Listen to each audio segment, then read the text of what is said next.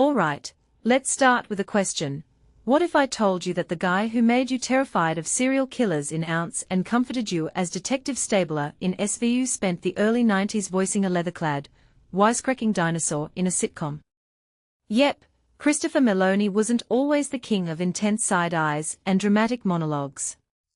Before all that, he was Spike, the prehistoric Fonzie of Jim Henson's Dinosaurs. And if that sounds completely bonkers, good. Because this story is about way more than just a quirky career footnote. It's about how even the weirdest gigs can shape a career, and how Hollywood's obsession with weird has always been a double-edged sword. Now, let's unpack this.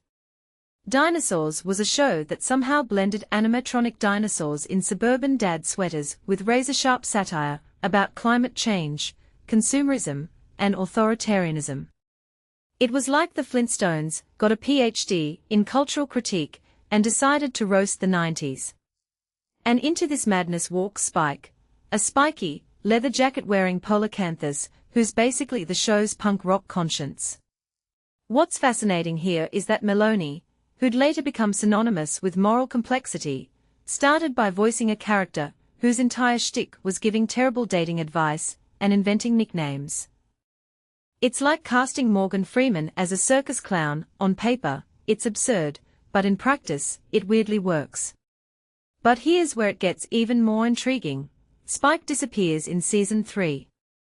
No explanation. No dramatic send-off. Just gone. And this, to me, says way more about the show's DNA than any of its punchlines. See, Dinosaurs was always a gamble. It was high concept, technically groundbreaking, and unafraid to end a family sitcom with the literal extinction of its characters. So why write out a character who'd become a fan favorite? My take. Spike represented a certain kind of chaotic energy, one that didn't fit the show's increasingly dark trajectory.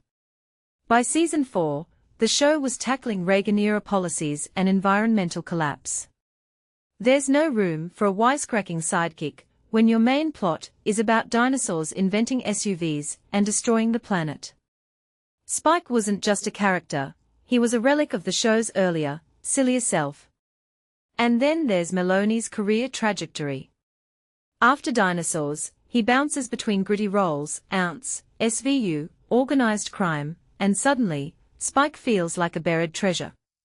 But think about it, how many actors get to play both a serial killer and a cartoon dinosaur? This duality is what makes Meloni fascinating.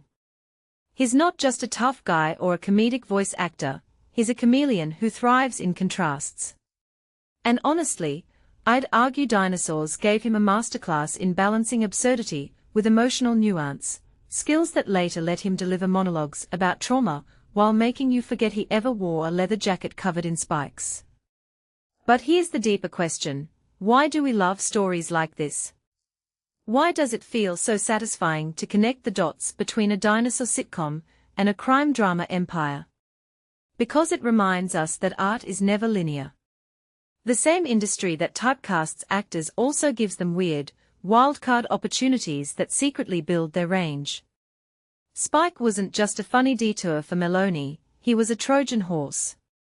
That role probably taught Meloni how to command a scene with tone alone, no facial expressions, just voice.